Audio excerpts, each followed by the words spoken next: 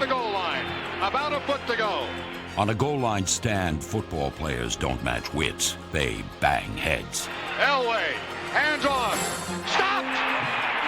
Gary Reasons. Great play by Gary Reasons. Threw his body right at Humphrey and crumbled him. Gary Reason saved the Giants' late-season win in Denver, and they soon clinched the NFC East by the margin of that one game. In Super Bowl 16, the 49ers led 20-0 at the half. The Bengals had closed it to 20-7, and later in the third quarter had the ball third and goal, inches from cutting the Niner lead to just 6.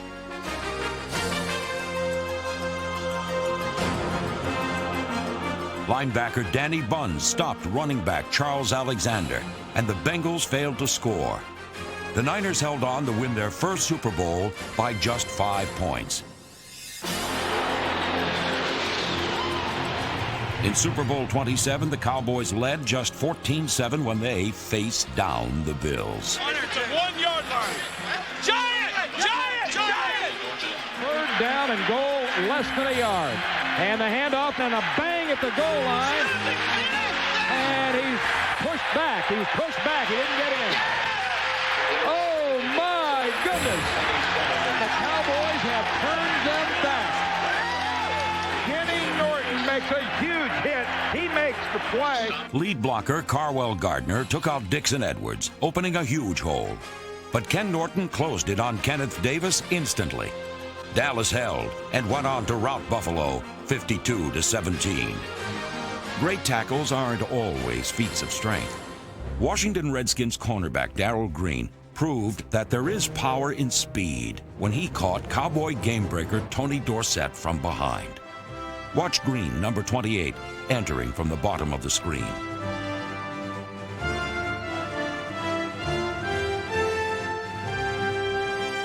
Green ran with the winds of change at his back, signaling the end of the era when offensive players like Dorsett were the fastest men on the field. But in the era of the two-way player, the Cleveland Browns' Bill Willis, number 30, did Green one better, chasing down Giants halfback Gene Roberts. Into the clear, and with a blocker in front of him, is pulled down from behind by Bill Willis's diving desperation tackle. Willis preserved the Browns' 8-3 win, and Paul Brown's team advanced to its first championship. On such plays, our dynasties begun, like the tackle made by the 49ers rookie cornerback Eric Wright in the game better remembered for the catch.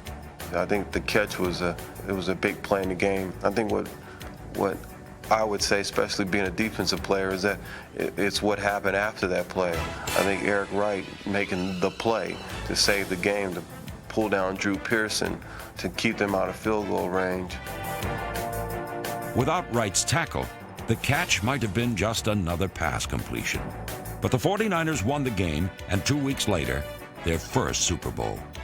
History could have definitely been different if Eric doesn't make that play.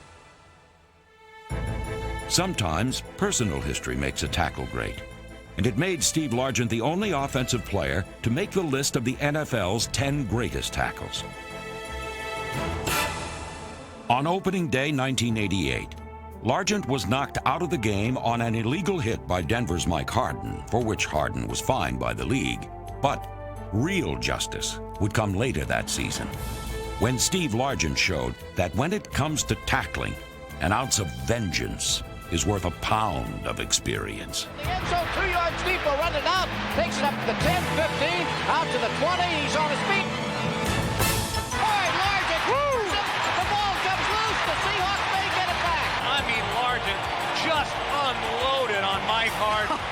Holy smoke, what a play. Steve will want to put that over his mantle, right on the fireplace. That's better than any touchdown catch he's ever made, right there. In 1966, the Baltimore Colts were all that stood between the Green Bay Packers and the playoffs. Trailing by 4 in the closing moments, Johnny Unitas led the Colts to the 15-yard line. Then came number 87 Willie Davis and what was called the $1 Million Fumble. The Packer dynasty marched on to win Super Bowl I. Like Unitas, Joe Montana seemed to embody his team's success. He had the Niners on the verge of a record third straight Super Bowl, leading the Giants 13-9 with 10 minutes to play. Then defensive end Leonard Marshall pulled his team off the floor for one last shot at Montana.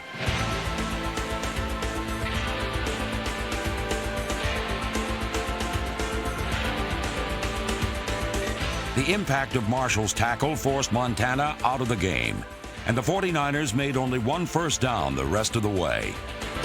They have ended the reign of the San Francisco 49ers. Hey, Joe, are you still using that greasy kid stuff on your hair? In 1960, Frank Gifford was the NFL's glamour boy. Keeps your hair in. Late that season, he would run into a man of distinctly different grooming habits. The clock is running down. It's about a minute and a half to play in the game. Gifford swings out of the backfield, comes down the field, across, down and in. They're dangerous. That's like a Volkswagen going down a one-way street, and a Mack truck is coming the opposite way. Frank Gifford caught the ball underneath of Bednarik, and he was trying to get to the sideline to stop the clock. Well, he got stopped. I mean, he got hit. Bednarik hit him, and he just leveled Frank. I mean, Frank was level and knocked him cold, of course. And Frank missed a whole year of football the following season. That's how hard he got hit. I thought Bednarik killed him. His head snapped. He went backwards, and the ball flew in the air.